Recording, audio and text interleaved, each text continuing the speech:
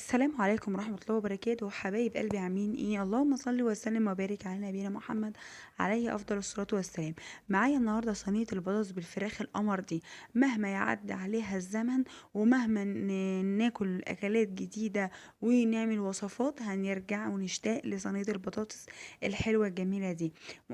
مكونات سهلة وبسيطة، وان شاء الله باذن الله لو اول مرة تعمليها امشي على الخطوات، وباذن الله تطلع منك زي العسل كده ودايبه دوب زي ما انتي شايفه. هنسمي الله. معايا هنا المكونات: معايا كيلو من البطاطس متقشره ومتقطعه حلقات زي ما انت شايفه كده. معايا وركين من الفراخ، او لو في فرخه متقطعه على 8 اللي متاح عندك. معايا 3 بصلات متقطعين شرايح. معايا فلفليتين وجزرتين برضو متنضفين وكلهم متقطعين شرايح.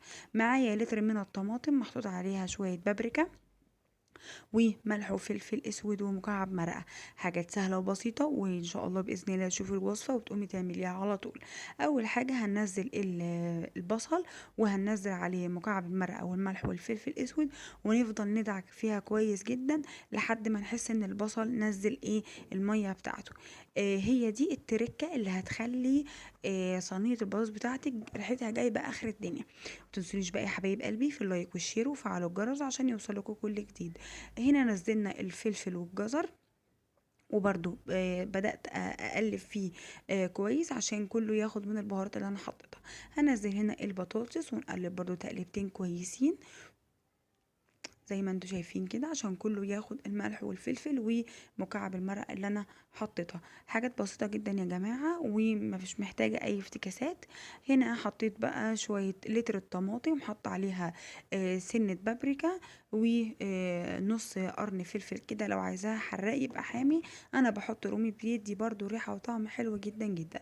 هنبدأ كده نقلب كويس فيها عشان نعرف او نتأكد ان الطماطم وصلت لايه، للقاع بتاع الصينية. هنبدأ نرص كده الفراخ اللي معايا زي ما انتوا شايفين، و هنسيبها بقى ان شاء الله بإذن الله. هنحط بعد كده هنحط عليها معلقتين زبدة او معلقتين سمنه اللي متاح عندك. لو عايزه تحطي سنه زيت، مش عايزه تحطي خالص عادي. هي بس الزبده بتديها ريحه وطعم ما شاء الله حلو جدا. هنبدا بقى نطلعها على النار زي ما انت كده شايفه. هي ما بتاخدش حوالي تلت ساعه على النار. بعد كده هندخلها الفرن، نفتح الشوايه عليها تاخد بقى لون القمر والحلو ده.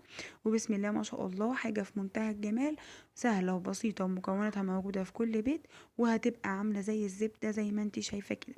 وما تنسونيش بقى يا حبايب قلبي في اللايك والشير، واحب اعرف رأيكم في الوصفات اللي انا بقدمها، وربنا يحسن ما بين ايدينا وايديكم.